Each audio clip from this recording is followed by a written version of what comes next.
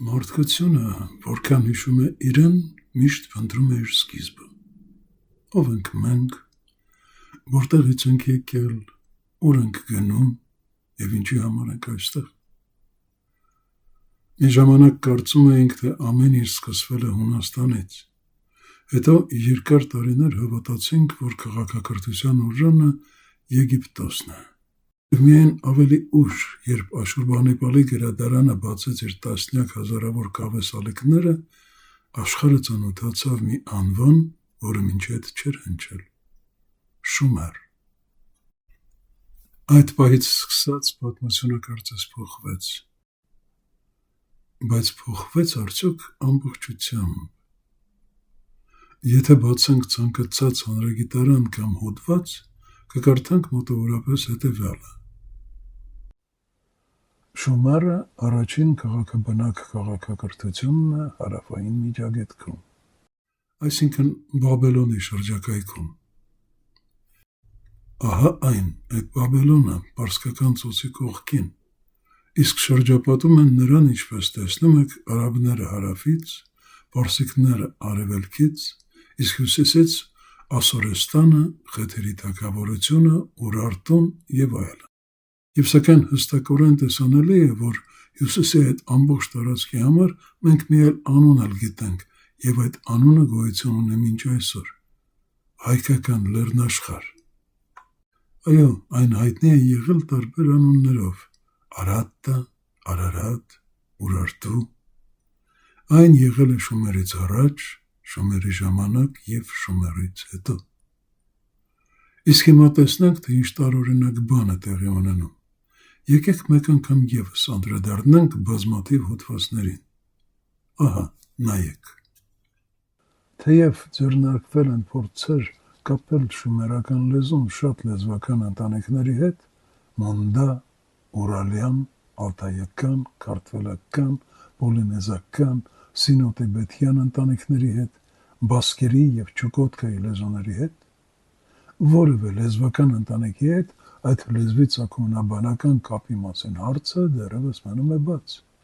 Իրավիճակը բարդեցնում է այն, որ շումերների նախահայրենիքը հիրավի հայտնի չէ, և այդ պատճառով պարզ չէ, թե առաջին հերթին որտեղ է պետք փնտրել նրանց լեզվի ազգականներին։ Գիտնականները փորձել են կապել շումերական լեզուն ամեն ինչի հետ՝ Չուկոտկայից մինչև Պոլինեզիա, ճապոներենից մինչև բասկյան լեզուն, բայց չգիտես ինչու մոռացել են նայել, կարելի է ասել, հենց իրենց ոտքերի տակ՝ Հայաստանին։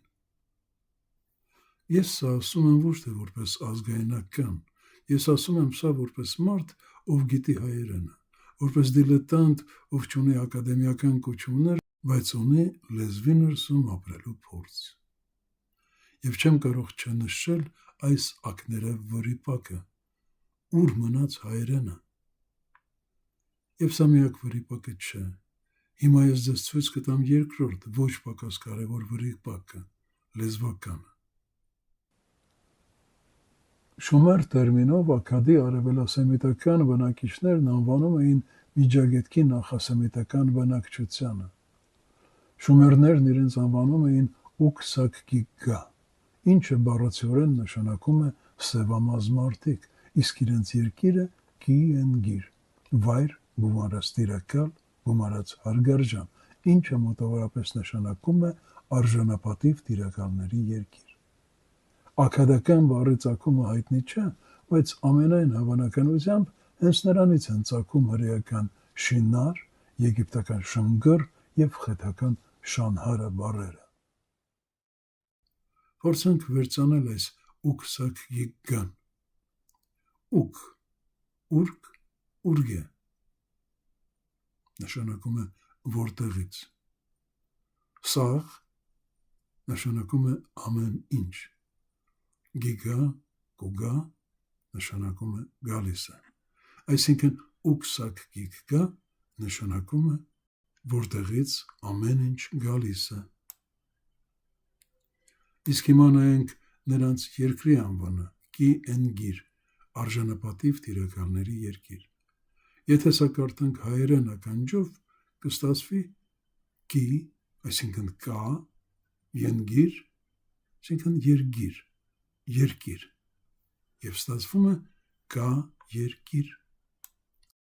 Սա կարծում եմ պետք է որ շատերին պարզ լինի, քանզի նույնիսկ ժամանակակից հայերենում կա երկիր կամ երգիր բառը, որը ինչ խոսք թարգմանության կարիք չունի։ Ակնհայտ է, չէ, յուրաքանչյուր հայի համար, որ ենգիր ու երգիր բառերը նույնն են։ Եվ ուրեմն ինչն այնուամենայնիվ ավելի մոտ շումերական ենգիր բառին, հայկական երգիրը, թե հրեական շինարը, թե եգիպտական սնգրը կամ խեթական շանհարը։ Իսկ եթե միացնենք վերոհիշյալ երկու ձևակերպումները, կստանանք մի ամբողջական միտք։ Կա երկիր, որտեղից ամեն ինչ գալիս է, կամ կա երկիր, որտեղ ամեն ինչ սկսվում է։ Եվ սա այլևս պարզապես լեզվաբանական խաղ չէ, սա մարդկության ամենահին հարցի արձագանքն է, որտեղից ենք մենք գալիս։